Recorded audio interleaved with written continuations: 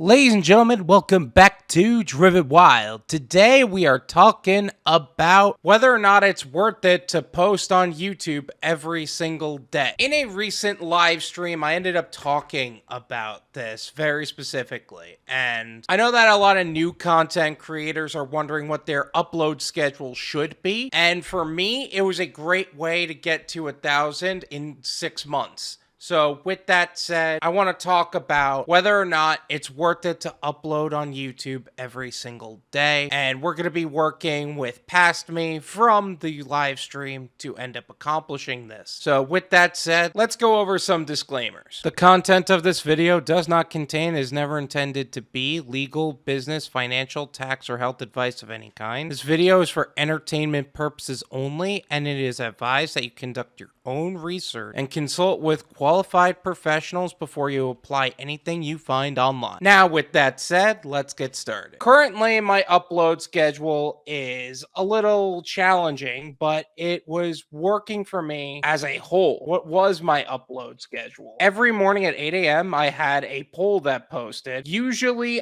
about the video that happened the day before. It was interesting, it added a level of engagement to the channel, and I truly liked it. I like how seeing other people's perspectives based on the content I make versus everyone else's opinions. At 12 o'clock, I would upload a YouTube short, usually from my TikTok reels. And from TikTok or reels, I would just post it there. All of my TikToks and all that were spontaneous, and it was based on things that were actually happening to me on delivery. So as I was out, I would have an event come up and I would just make a TikTok about it. It was fun and I liked it. But then we have the long form content on YouTube. That was the nightly posting at 10 p.m. It would either be news or some kind of evergreen content. Evergreen content is things that can be searched for or found year round, mainly through YouTube search or Google. And it answered a question that somebody may or may not have had about something that they are searching for. Kind of like, should you post on YouTube every single day?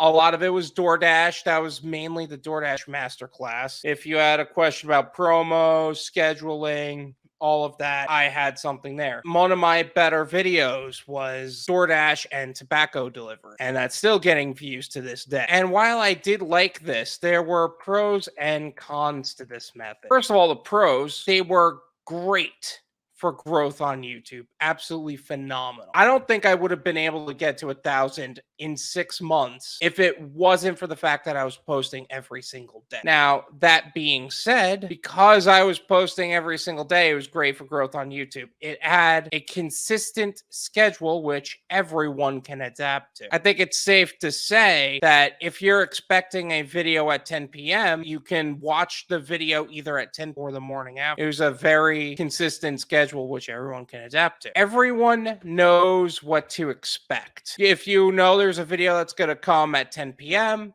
you're there for it. Same thing for 8 a.m., same thing for 12 p.m. It also built my skill set very quickly because I had to learn editing extremely fast. And as someone with less than no video editing skills, well, at least on a engaging methodology, like I wouldn't know how to do certain editing, like B-roll or anything of that effect to make it engaging if it wasn't for the fact that I was doing it every single day. Another point I didn't mention in this video is that because I was posting every single day, it was never the point of should I work on a video. It was I'm going to work on a video. There was less thought process, which means there was less energy that it actually took to make a video. So actually speaking, the construction of the video took less energy. And again, it shortened the overall time frame to 1,000 subscribers. But here come the cons. Burnout. I think you guys seen me burnt out on Monday where I basically had to force out a video and I was basically falling asleep standing up because I was trying to keep up with deadlines that I couldn't realistically hit. But that being said, burnout wasn't from the work itself. It was from the really tight deadlines.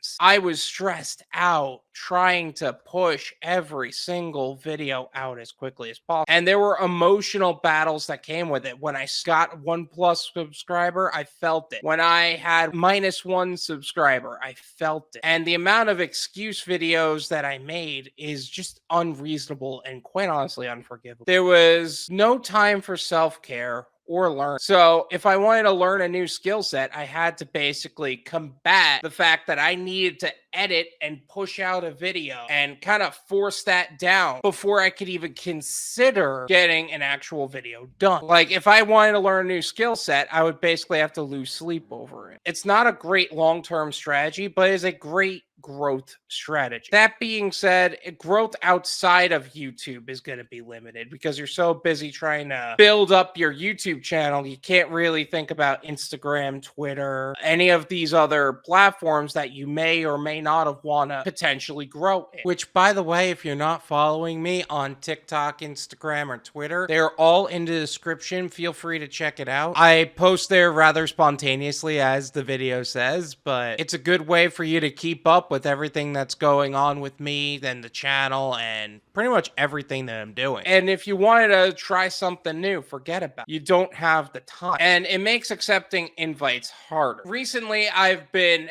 on the GigTube channel quite often. Between the interview, Thursday morning news, twice now. I can't do that if I need to spend all my time committing to editing videos. It's unrealistic. While it was a stressful experience, I have absolutely no regrets on the previous method of which I used. And I would recommend that for new content creators simply because you're so new for whatever reason you want to get to 1,000. It was a great way for me to grow as quickly as possible. But that was based on my own experience going from literally zero, from 0 subscribers, 0 skills and everything to 1,000. The only other caveat I would say to this is that if you already have the video editing skill set and you want to make higher quality videos, I would say do that. But if your goal is to get to 1,000 as quickly as possible, I found this to be a great way to grow on YouTube. Now, that being said, I haven't actually tried the whole less videos methodology, but for gig tubers and financial YouTubers, if your goal is to grow as quickly as possible on YouTube, then posting every day can definitely shorten the time frame. And I know I've said this in a previous video. In fact, I will leave that video in the description of the day I actually got to 1,000. I go over all my analytics and everything. Also, I don't know if you noticed, this is a completely different format than what we normally do. Let me know what you think about it in the comments. Thank you so much for watching. I really appreciate it. As always, make sure to hit the like button,